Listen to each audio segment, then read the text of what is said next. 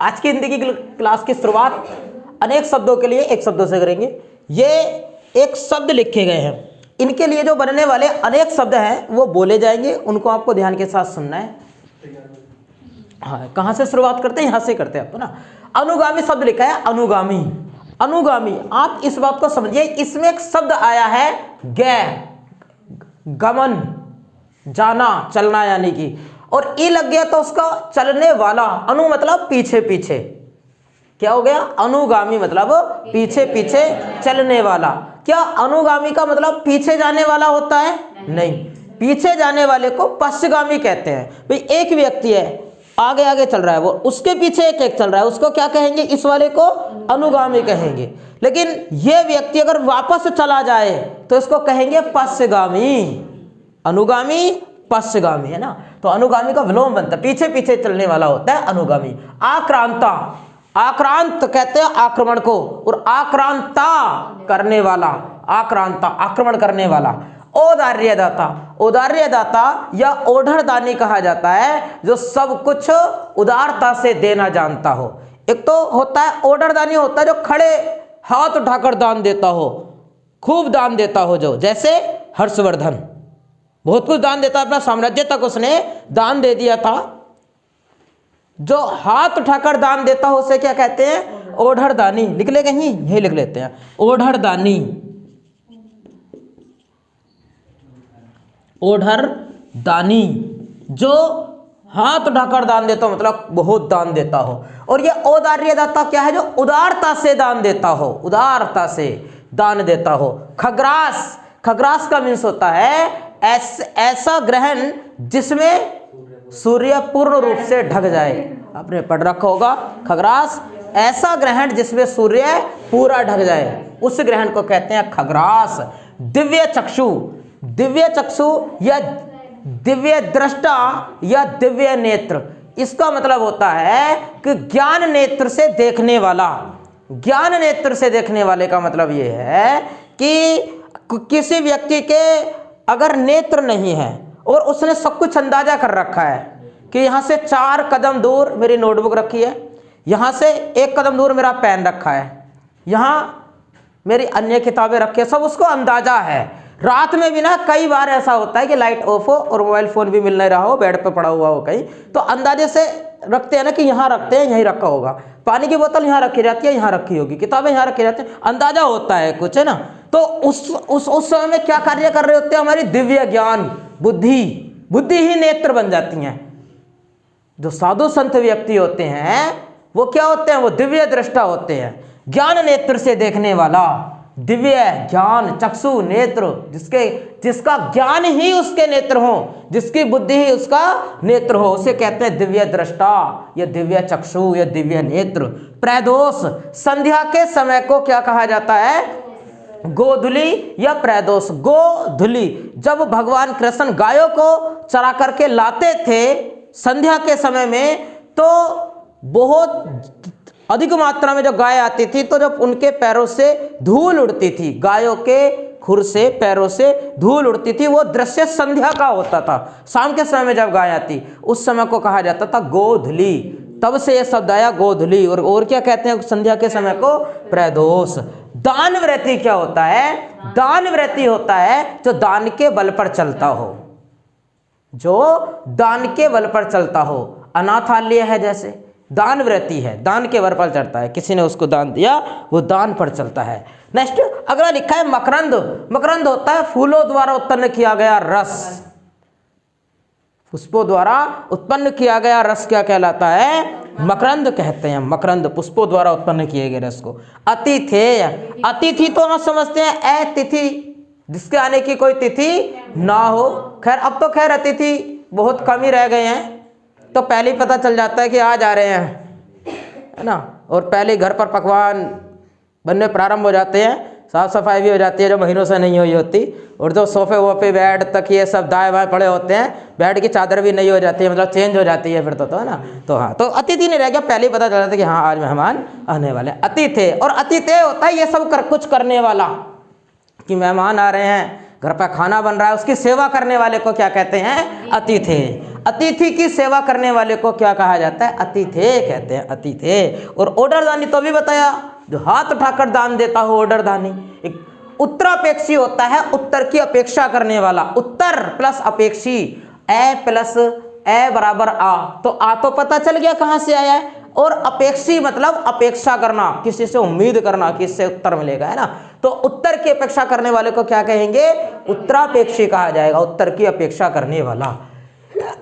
अध्युडा क्या होता है? अध्युडा होता है वह स्त्री को अध्युडा कहते हैं जिसे स्त्री के पति ने दूसरा विवाह कर लिया हो। अध्युडा देखो, आ लगाए स्त्रीलिंग बन जाते हैं कुछ शब्द, उसी का रूल फॉलो करता है। अध्युडा, जिस स्त्री के पति ने दूसरा विवाह कर लिया हो उसे अध्युडा कहते हैं। छेपक क्या होता है? छेपक होता है कि एक ग्रंथ है और उस ग्रंथ में किसी और व्यक्ति ने और जोड़ दिया। किसी ग्रंथ में अन्य व्यक्ति द्वारा जोड़े गए अंश को ही क्या कहेंगे? छेपक कहा जाता है। किसी ग्रंथ में अन्य व्यक्ति द्वारा जोड़े गए भाग को क्या कहेंगे? छेपक कहेंगे। जहांगीर की आत्मकथा को किसने पूरा किया? मोतबिंद खां ने पूरा किया। जो लिखा हुआ था उसमें जहांगीर ने, उसमें अब कुछ और जोड़ा मोतबिंद खां ने, उसको क्या कहेंगे? छेपक। किसी ग्रंथ में अन्य व्यक्ति द्वारा जोड़ा गया भाग। अनागत, आगत तो अभी समझाया है, आगत तो अभी समझाया है, और इसके नीचे अन शब्द लगा हुआ है। इसका मीन्स क्या है कि नेगेटिव सेंस से जाता है। अनागत का मतलब क्या हो जाएगा फिर? जो अभी तक ना आया हो। आगत जो आ गया हो, नवागत जो नया नया आया हो, और अनागत जो अभी तक ना आया हो। अनागत जो अभी तक ना आया हो, है ना। अच्छा, जारज शब्द का मीन्स क्या होता है? जारज शब्द अवैध संतान। जारज किसे कहते हैं? अवैध संतान। जारज, और आप बता रहे थे विलोम इसका ओरस। ओरस इसका विलोम बनता है, ओरस। तो सुनैना कहा जाता है सुंदर आंखों वाली स्त्री को। सु माने अच्छा और नैना आंखें, सुंदर आंखें। नैन माने होता है आंखें, नैन मीन्स आंखें, सु माने सुंदर, और आलज्ञा तो उसको धारण करने वाली। भाई आक्रांत, आलज्ञा तो आक्रमण को करने वाला बन रहे है ना, बने। औदार्य, दाता, देने वाला। बातें समझ आ रही हैं? अध्युड प्लस आ लगने से जिसके पति ने दूसरा विवाह कर लिया हो। उसी प्रकार से नैन और सु माने अच्छे, और आ लगने से जिसके नैन अच्छे हों। कूप मंडूक का मीन्स होता है जिसको सीमित ज्ञान हो। सीमित ज्ञान हो, सीमित ज्ञान। कुएं को ही अपना संसार समझ ले जो। कूप मंडूक, कुएं का मेंढक। मंडूक मतलब मेंढक, कुएं का मेंढक। नेक्स्ट, गतानुगतिक। गतानुगतिक होता है पुराने आदर्शों पर चलने वाला। पुराने रीति रिवाज हैं, वही पुरानी परंपराएं हैं, वही चौड़ी मोरी वाली पैंट है, उसे क्या कहते हैं? मैंने किसी का नाम नहीं लिया, गतानुगतिक कहा जाता है। गतानुगतिक, पुराने आदर्शों पर चलने वाले, अमिताभ बच्चन के जमाने की, उसे क्या कहा जाता है? गतानुगतिक कहा जाता है। सदाव्रत सदाव्रत क्या होता है? सदाव्रत ये लंगर होता है जहां भोजन मुफ्त में मिलता हो। पहली बार वैसे जिनसी पैंट बनाई होगी, तो ये बनाई नहीं बनाई? पहली बार है। सदाव्रत का मतलब होता है जहां मुफ्त में भोजन मिलता हो। लंगर मतलब जा समझ लो, आप समझ जाओगे। इसके साथ एक और शब्द जोड़ करके रखो, लंगर। हाँ, आगे दिया है गजगामिनी। गज माने हाथी, और गामिनी मतलब गमन करने वाली, हाथी के जैसे चलने वाली। कैसे चलता है हाथी? उछल उछल कर, कूद कूद कर चलता है? नहीं, जब इनमें गड्ढे पड़ जाएंगे और वो ऐसे चलने लग जाए तो, है ना। गजगामिनी क्या कहते हैं? उसको मदकल कहते हैं। मदकल हाथी को, हाथी को क्या कहते हैं? मदकल। मद मतलब बड़ी मस्ती की चाल से चलने वाला, मदकल। गजगामिनी, हाथी के चाल, हाथी की तरह चलने वाली स्त्री। ओके, आगे है अथाह। अथाह, अथाह मतलब जिसकी गहराई ना मापी जगह। थाह मतलब होता है गहराई, थाह मतलब गहराई, और उसके आगे लगा हुआ है ए, तो नेगेटिव सेंस जा रहा है, अर्थात जिसकी गहराई ना मापी जा सके। नेक्स्ट, दुष्प्राप्य। दुष् खराब, प्राप्य मतलब जो प्राप्त हो, अर्थात जो खराब तरीके से प्राप्त हो, अर्थात आसानी से प्राप्त ना हो। जो आसानी से ना प्राप्त हो अर्थात कठिनाई से प्राप्त हो, खराब तरीके से प्राप्त हो, उसे दुष्प्राप्य कहा जाता है। जो आसानी से प्राप्त। आगे अंशकालिक, अंश मतलब एक छोटा हिस्सा, कालिक मतलब काल यानी कुछ समय के लिए होने वाला। अंश कालिक कुछ समय के लिए होने वाला, अंश काल के लिए होने वाला। अंशकालिक, अंश मतलब थोड़ा, एक छोटा हिस्सा, एक अंश, है ना। नेक्स्ट खंड काव्य। खंड काव्य होता है कि किसी के जीवन को लेकर लिखा गया काव्य क्या कहलाता है? खंड काव्य। किसी के जीवन को, एक तो जीवनी होती है, वो तो गद्य में लिखी जाती है, बहुत पढ़ी है हमने जीवनी। लेकिन आप बताइएगा कि जैसे पद्मावत है, मलिक मोहम्मद जायसी ने लिखा, भाई सुभद्रा कुमारी चौहान ने झांसी की रानी की समाधि पर खंड काव्य लिखा, किसके जीवन को लेकर लिखा? झांसी की रानी के जीवन को लेकर के लिखा। किसी के जीवन को लेकर काव्य में लिखा, ऐसे नहीं गद्य में लिख दिया जिसको गाकर पढ़ा जाए। उस काव्य को क्या कहते हैं? खंड काव्य कहा जाता है, खंड काव्य। चक्षुश्रवा, चक्षुश्रवा, चक्षु मीन्स आंखें, श्रवा आलज्ञ अर्थात सुनने वाला, आंखों से सुनने वाला। सुना जा सकता है क्या आंखों से? सुना जा सकता है। कुछ होते हैं, कुछ पता चलता है कि हाँ, देख करके किसी के चेहरे को पता चल जाता है ना कोई उदास है, आंखों से आंसू अगर ढलक रहे हैं तो ये दुखी है, वही तो है। चाहे आंखों की तो अनुग्रहित, अनुग्रहित होता है जिस पर अनुग्रह किया गया हो।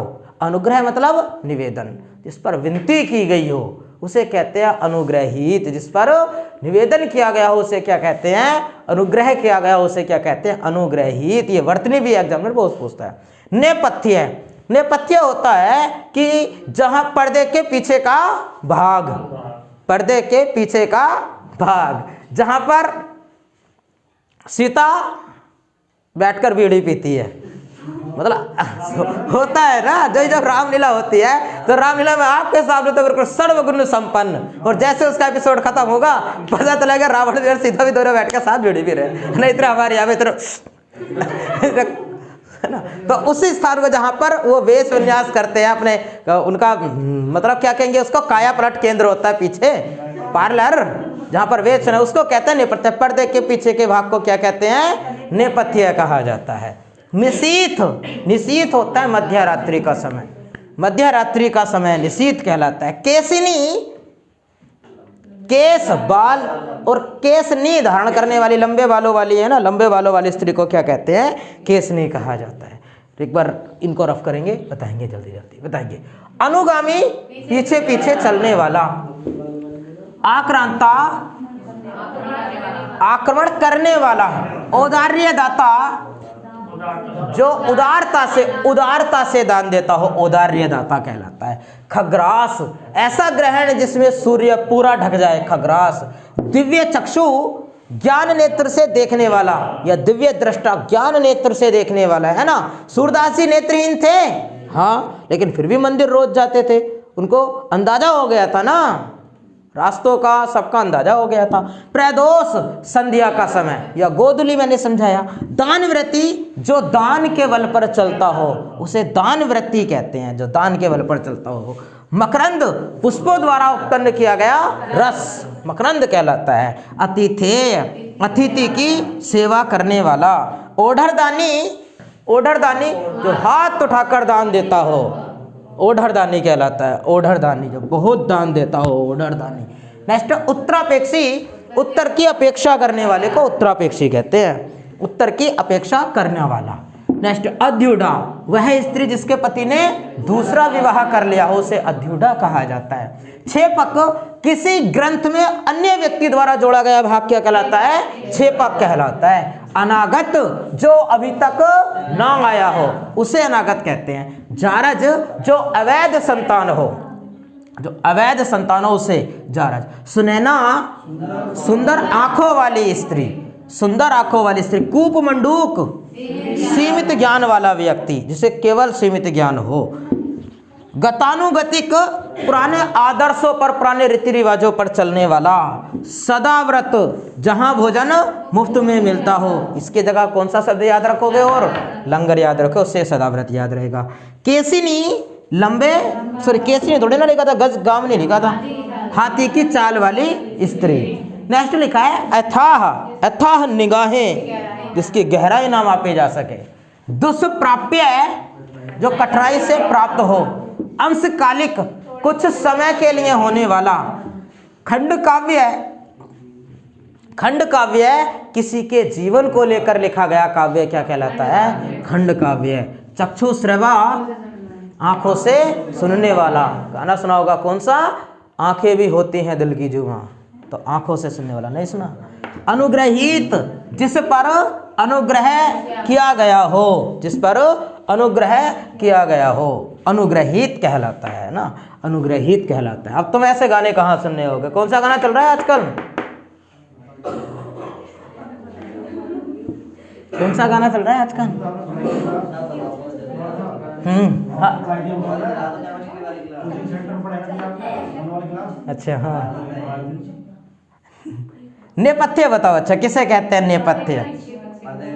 पर्दे के पीछे के स्थान को नेपथ्य। नेपथ्य तो अभी बताया था, पढ़ा था, और भी लिखा था क्या? नेपथ्य। निशीथ, निशीथ मध्य रात्रि का समय। और केसनी, लंबे बालों वाली स्त्री को कहा जाता है केसनी, है ना? बताएंगे आगे, पेपर सेट एक सोल्व करेंगे। नहीं, बंद नहीं करना, चलने दो, पेपर सेट सोल्व करेंगे। एक बताएंगे। एक शब्द लिखा गया है प्रत्येक, प्रत्येक, और आपको पूछा गया है कि प्रत्येक शब्द में कौन सा, क्या पूछा? उपसर्ग बताना है। आसान सा प्रश्न है। प्रति हो जाएगा, इसमें हो जाएगा प्रति। और टुकड़े कैसे करेंगे प्रत्येक शब्द के? प्रति प्लस एक। विकार जोड़ेंगे तो ई प्लस ए, और ई और ए को जोड़ने पर याद हो जाए, ये हो जाए, बन जाएगा ये वाला यह बनेगा, ये वाला ये बनेगा। और जब विकार बनता है उसके पहले आधा अक्षर होता है, तो संधि कौन सी बनती है? यड़ संधि का उदाहरण है, यड़ संधि का। आप बताओ कि हिंदी में उपसर्गों की संख्या कितनी होती है? 22। हिंदी में उपसर्गों की संख्या कितनी होती है? 22 होती है, 22। हिंदी में उपसर्गों की संख्या 22। अगला प्रश्न इनका है नेक्स्ट, जिसके पास घर ना हो उसे क्या कहेंगे? अनिकेत। हिंदी के है ना 22 तो, हिंदी में 17। चलो देख लेना, क्लियर करना, मेरे तो 22 से याद आ रहे थे, संस्कृत में। चलो देख लेना, क्लियर कर लेता। तो अनिकेत का मीन्स क्या होता है? जिसके पास घर ना हो उसे कहते हैं अनिकेत। भाई निकेत माने घर है ना, और उसके आगे ए लग गया तो जिसके पास घर ना हो अनिकेत हो जाएगा इसका। नेक्स्ट दिया है आंधी आवे बैठ गवावे, एक लोकोक्ति है। आंधी आवे बैठ गवावे, आंधी आवे बैठ गवावे, ये एक लोकोक्ति। और आपको बताना है इस लोकोक्ति का मीनिंग क्या होगा। पहला ऑप्शन दिया है संकट से मुंह फेरना। दूसरा ऑप्शन दिया है विपरीत परिस्थिति के समय उपयुक्त बात न सोचना। नेक्स्ट, विपत्ति से टकराने का हौसला रखना। आंधी के बाद पानी बरसने का इंतजार करना। दूसरा वाला लगाओगे, क्या था दूसरा? विपरीत परिस्थिति में उपयुक्त समय उपयुक्त ना सोचना। और पहले एक और ऑप्शन था, एक ऑप्शन था संकट से मुंह फेरना। आंधी आवे बैठ गवावे, इसका हो जाएगा संकट से मुंह फेरना। आंधी आवे बैठ गवावे, आपने किस जीव, कौन सा जीव होता है? बिल्ली होती है शायद, है बिल्ली होती है। जब कुत्ता आता है, कबूतर, हाँ कबूतर होता है, कबूतर कबूतर होता है, कबूतर होता है। जब बिल्ली आती है तो अपनी आंखें बंद कर लेता है, बस आंख खोले पहाड़ होले, पता लगा बिल्ली चट कर गई। तो ये होता है ना। क्या था हमारी लोकोक्ति? हमारी लोकोक्ति ये थी कि आंधी आवे बैठ गवावे। आंधी आई हुई आराम से बैठे हुए हैं, जो होगा देखा जाएगा, जो होगा देखा जाएगा। देखा क्या जाएगा कि मतलब कुछ किया ही नहीं उससे बचने के लिए। आंधी आवे बैठ गए तो ले जाएगी सब कुछ उड़ा करके। पहले से तैयार नहीं रहोगे तो ना, आंधी आवे बैठ गए मतलब संकट से मुंह फेर लेना। आगे बताएंगे। नेक्स्ट शब्द दिया गया है देखा गया हो। एक वाक्य है छोटा सा, देखा गया हो, देखा गया हो। आपको बताना है कि यह वाक्य किस काल का वाक्य है। ऑप्शन रखे हैं संदिग्ध वर्तमान काल, संदिग्ध वर्तमान काल। दूसरा ऑप्शन रखा है संभाव्य वर्तमान काल, संभाव्य वर्तमान काल। तीसरा ऑप्शन दिया है संदिग्ध भूतकाल और लास्ट दिया है संभाव्य भूतकाल, संदिग्ध भूतकाल, संदिग्ध भूतकाल। देखा गया हैगा ऑप्शन में, संदिग्ध हैगा ऑप्शन में, करो विचार। संदिग्ध भूतकाल। पहले तो इस बात का ही विचार करिएगा आप कि ये वाक्य किस काल का है। पहले इसका काल पता कर लो। भूतकाल का ये तो पता चलता है कि देखा गया हो। अगर ये होता कि देखा जाता हो, अगर ये कहते, बात को समझिएगा, पहले मैं इसी को समझा दो फिर दूसरे तरीके से उदाहरण से समझाएंगे कि देखा गया हो बात संदिग्ध है कि संभाव्य है। पहले तो मैंने आपको क्लियर करा दिया कि ये वाली जो बात है ये भूतकाल की है। ये बात तो पक्की है कि भूतकाल की है।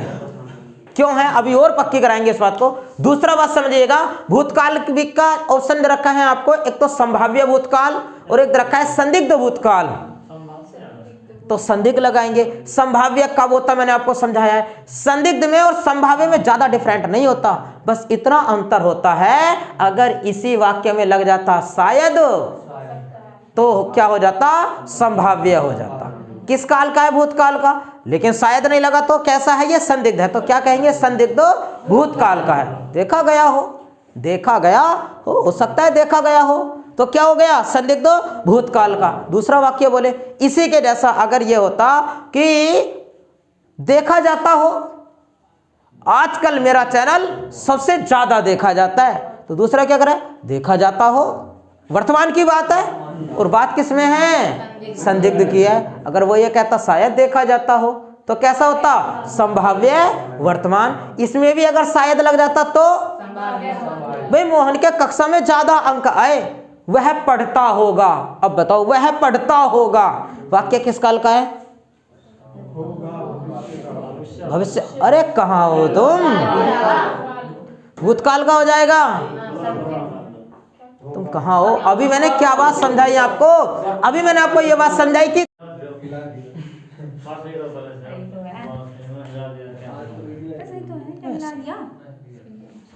शब्द लिखा गया है साहस, पुस्तक, अंबर और एक लिखा गया बालक। आपको क्या बताना है, आपको यह बताना है कि कौन सा वो शब्द है जो शब्द अनेकार्थी है, जो शब्द इनमें से अनेकार्थी शब्द है वो कौन सा है। अंबर किसका, कैसे कैसे, एक तो आकाश को कहते हैं और वस्त्र को कहते हैं। अनेकार्थी मतलब एक शब्द के अनेक अर्थ होना। जब एक ही शब्द के अनेक अर्थ हो तो उसको कहते हैं अनेकार्थी शब्द। जैसे अंक सबसे ज्यादा पूछा जाता है एग्जाम में, गोद को भी कहा जाता है और संख्या को भी कहा जाता है ना। आपने और पढ़ रखा हो, कनक धतूरे को भी कहते हैं, सोने को भी कहा जाता है, सोने को गेहूं को भी कहा जाता है। तो पुस्तक जो अंबर शब्द है, अंबर, इस अंबर शब्द के दो अर्थ हैं, यानी एक से ज्यादा अगर हो जाए तो उसको अनेकार्थी कह देते हैं। अंबर हो जाएगा इसका उत्तर।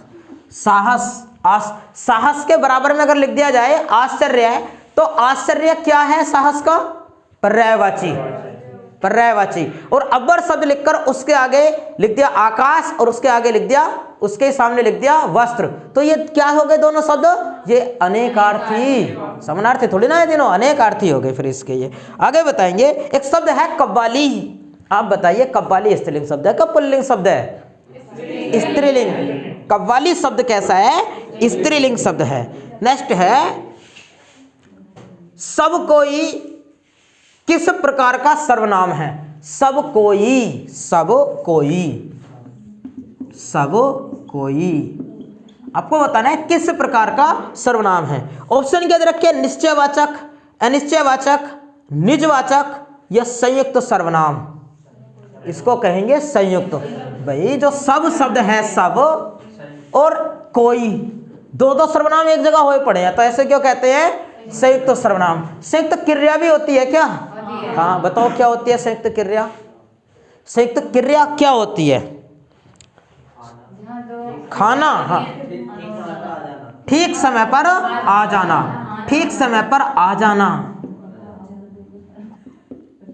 आना और जाना, एक क्रिया और दो क्रिया, लेकिन दोनों क्रियाएं मिलकर के ही बनाती हैं एक क्रिया, तो ऐसी क्रिया को कहते हैं संयुक्त क्रिया। अच्छा एक प्रेरणार्थक क्रिया भी होती है। प्रेरणार्थक क्रिया क्या होती है? जब कर्ता स्वयं कार्य ना करके किसी दूसरे से कार्य को करवाता है तो उसको कहते हैं प्रेरणार्थक क्रिया। उसको प्रेरणार्थक क्रिया उदाहरण बता दोगे? जगवाना, बुलवाना। जगवाना मतलब खुद ने नहीं जगाया जाकर आलसी इंसान ने, किसी दूसरे, पढ़ाना नहीं हो जाता, पढ़वाना हो जाता। भाई पढ़ाना मतलब खुद ही तो पढ़ाना, भले किसी दूसरे को पढ़ा रहे हैं, तो वो तो कैसा हो गया? सहकर्मक हो गया, किसी दूसरे पर प्रभाव पड़ रहा है। लेकिन पढ़वाना, किसी दूसरे से पढ़वाना, किसी दूसरे को प्रेरणा दी गई है। थोड़ा सा रिवीजन करेंगे मुहावरों का, बताएंगे। मुहावरा है आंखों से गिरना, मतलब क्या होता है? निर्लज्ज हो जाना। निर्लज्ज मतलब आदर भाव कम हो जाना। क्या मुहावरा था? आंखों से गिरना, आंखों से गिरना है ना, आंखों से गिरना मतलब नजरों से गिरना। नेक्स्ट है आग लगने पर कुआं खोदना, पहले से कोई उपाय ना सोचना। आग लगी, आग लगने पर कुआं खोदना में से पहले से कोई उपाय ना सोचना। नेक्स्ट है कंधे से कंधा छिलना,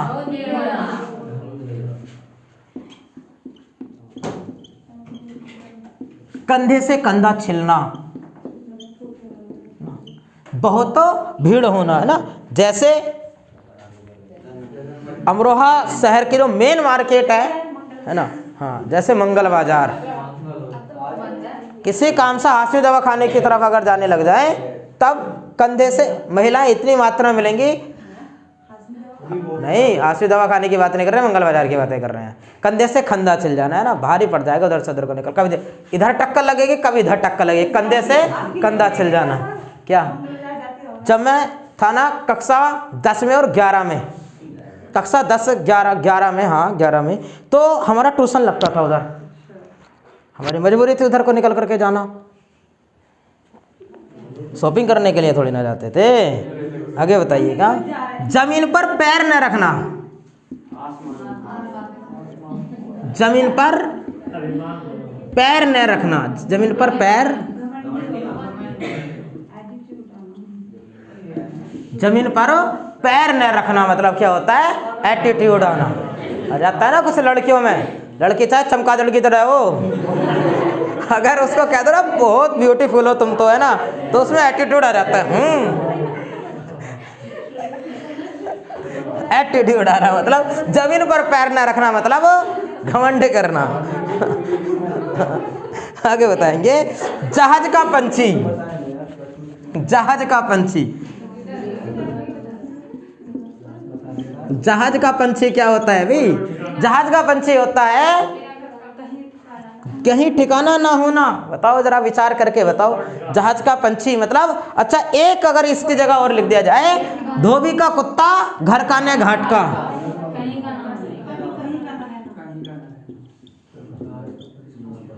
घर का न घाट का, इसका क्या होता है मिस?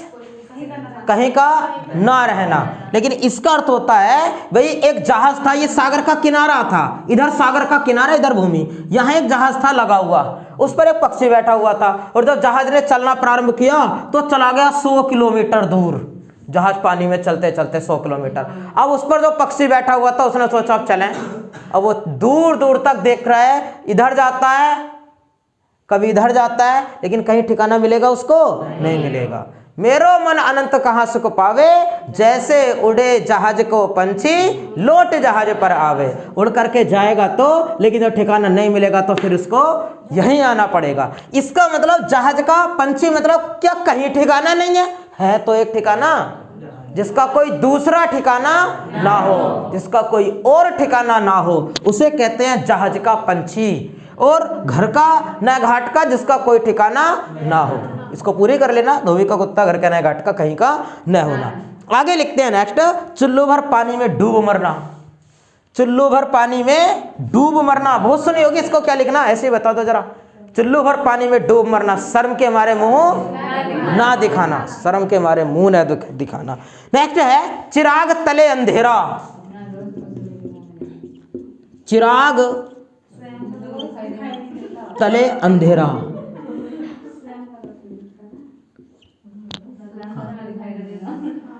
अपने दोस्त स्वयं को दिखाई नहीं देते। चिराग तले अंधेरा, अपने दोस्त स्वयं को दिखाई नहीं देते। नेक्स्ट है चौदहवीं का चांद होना, बहुत खूबसूरत होना। गूंगे का गुड़ होना, नेक्स्ट लिखा है गूंगे का गुड़ होना। गूंगे का गुड़ होना,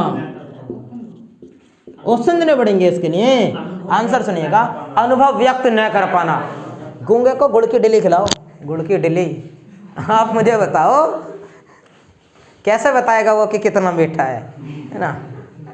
गूंगे का गुड़ होना, अनुभव व्यक्त ना कर पाना। गूंगे का गुड़ होना मतलब अनुभव व्यक्त न कर पाना। आगे बताइएगा जरा। आंखों से गिरना मतलब निर्लज्ज हो जाना, आदर भाव घट जाना। नेक्स्ट चोरी पकड़े जाने पर वह आंखों से गिर गया, उसका आदर भाव कम हो गया। कंधे से कंधा छिलना, बहुत भीड़ होना। जमीन पर पैर न पड़ना, घमंडी होना। हाँ, जहाज का पंछी जिसका कोई और ठिकाना ना हो, एक हो। घर का न घाट का, कहीं का ना रहना। चिराग तले अंधेरा, अपने दोस्त स्वयं को दिखाई नहीं देते। गूंगे का गुड़ होना, अनुभव व्यक्त न कर पाना, इसका मिस होता है अनुभव व्यक्त न कर पाना। आगे और बताइएगा। नेक्स्ट लिखा है गांठ का पूरा, बहुत बहुत पूछा जाता है गांठ का पूरा।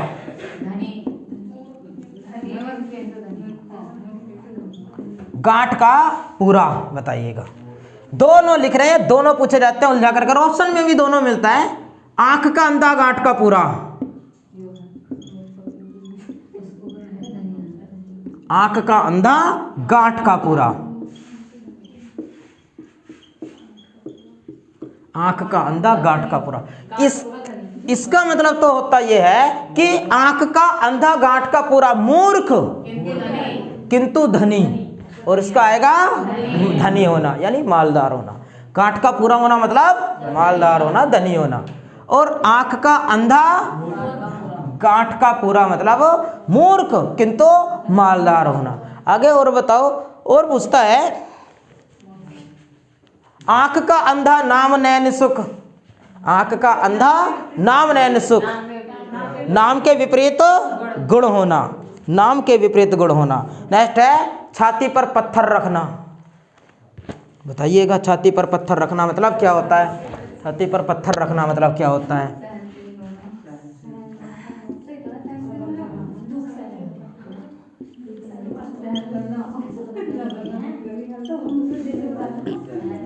छाती पर पत्थर रखना इसका मीन से होता है चुपचाप दुख सहन कर लेना। पुत्र की मृत्यु पर मां ने छाती पर पत्थर रख लिया, चुपचाप दुख सहन कर लेना। किसकी रचना है। बेटों वाली विधवा, मुंशी प्रेमचंद। कान खड़े होना, चौकन्ना होना। कान खड़े होना मतलब चौकन्ना होना है। तना घर में कोई कोई गाय कोई बच्ची ऐसी होती है कान के साथ साथ पूंछ भी खड़ी करती है ना, जब वो भागती है ना। कुछ घरों में तो इस वजह से गाय को ही नहीं पालते हैं ना। हाँ, आगे बताइए कि ऊंट को सुई की नोक से निकालना असंभव कार्य है। ऊंट को सुई की नोक से निकालना क्या है, असंभव कार्य, निकाल नहीं सकता। अगर ये होता कि ऊंट को ट्रेन में चढ़ाना तो कठिन कार्य है। क्या चढ़ नहीं सकता ऊंट ट्रेन में, चढ़ सकता है लेकिन कठिनाई से, कठिन कार्य है। ऊंट को ट्रेन में चढ़ाना कठिन कार्य है, ऊंट को सुई की नोक से निकालना असंभव कार्य है। नेक्स्ट है कलम का धनी। बताइए कलम का धनी। कलम का धनी अच्छा लेखक है ना, अनूठा लेख लिखना मतलब वो होता है कलम तोड़ना। वो तो खुद एक मुहारा है, कलम तोड़ना, कलम तोड़ना। कलम तोड़ना। मुंशी प्रेमचंद जी कलम के धनी व्यक्ति थे, मतलब अच्छे लेखक थे, प्रख्यात व्यक्ति थे। और कलम तोड़ना मतलब अनूठा लेख लिख देना, कुछ ऐसा लिख देना जिससे पढ़कर लोग आत्महत्या करने लग जाए। लिखा आज तक ऐसा लेख किसी ने? लिखा? याद करो बातें। पाथेर पंचाली याद आ रही है? शरत चंद्र चट्टोपाध्याय जी ने ऐसा महाकाव्य लिख दिया कि सरकार को उसके प्रकाशन पर प्रतिबंध लगाना पड़ा। होता है ऐसा। पिछले दिनों एक गेम भी तो आया था, ब्लू व्हेल गेम। हाँ, आगे है नेक्स्ट, खूंटे केवल कूदना। खूंटे केवल कूदना, खूंटे केवल कूदना। एक तो ये वाला पढ़ाया है, और दूसरा आप जो बता रहे हो ना वो गलत बता रहे हो। वो क्या है? वो है बैल ना कूदे कूदे तंगी। बैल ना कूदे, बैल ना कूदे कूदे तंगी। बैल ना कूदे कूदे तंगी, है ना। तो इसका मीन्स होता है कि स्वामी के बल पर सेवक का साहस, स्वामी के बल पर सेवक का साहस। बैल ना कूदे कूदे तंगी, स्वामी के बल पर सेवक का साहस। और खूंटे केवल कूदना मतलब होता है किसी का सहारा पाकर अकड़ दिखाना, किसी का सहारा पाकर अकड़ दिखाना होता है। बताइएगा नेक्स्ट, एक घाट पानी पीना। एक घाट पानी पीना, एक घाट पानी पीना। दूसरा क्या था? घाट घाट का पानी पीना, घाट घाट का पानी पीना।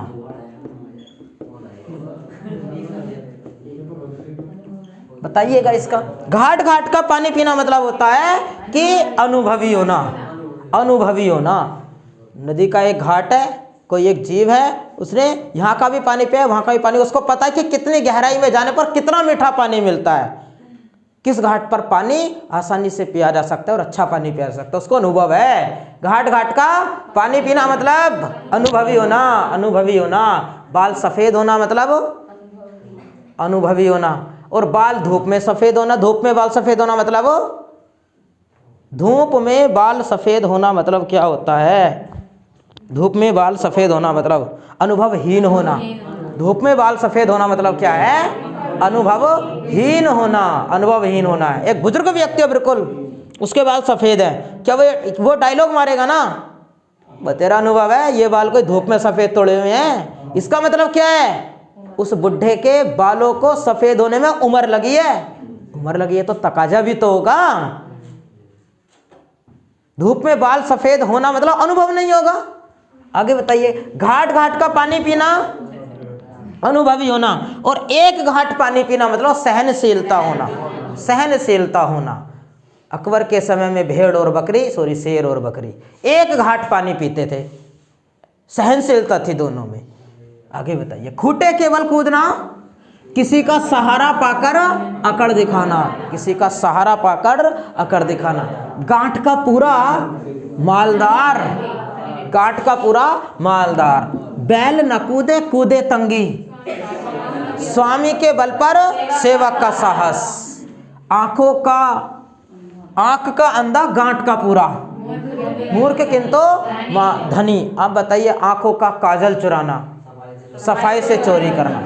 आंखों का काजल चुराना, सफाई से चोरी करना। और आंख लगना, नींद आना। दिल्ली ग्रुप उसमें आया था, इंडियन पोस्ट में आया था एक बार ये वाला। आंखों का, आंख का अंधा गांठ का पूरा, वो जो आप आंसर बता रहे हो देखो जी, वो आंख का लड़ना है, आंख लड़ना है, वो आंख लड़ना। छाती पर पत्थर रखना, चुपचाप दुख सहन कर लेना। कलम का धनी, अच्छा लेखक, अच्छा लेखक। कलम तोड़ना, अनूठा लेख लिखना, अनूठी उक्ति लिखना। और एक घाट पानी पीना, सहनशीलता होना। एक घाट पानी पीना में होता है सहनशीलता होना। और बच्चे हैं एक दो, इनको भी बता दो। खून पसीना एक करना, कड़ी मेहनत करना, कड़ी मेहनत करना, खून पसीना करना, कड़ी मेहनत करना। नेक्स्ट लिखा है खटाई में पड़ना। खटाई में पड़ना मतलब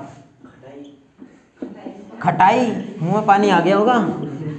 खटाई में पड़ना मीन्स होता है, बताइएगा, कोई निर्णय ना निकल पाना।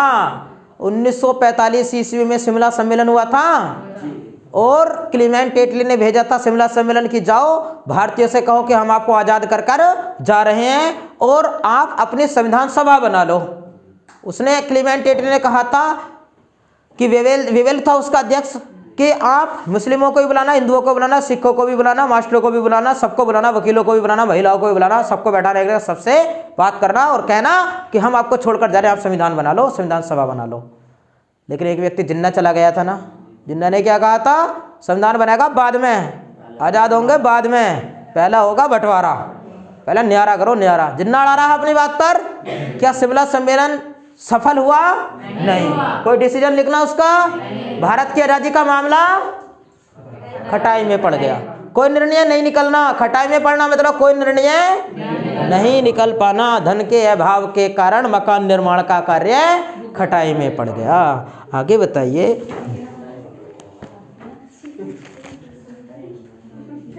चलो हिंदी की बाकी चर्चा करेंगे अब अगली क्लास में।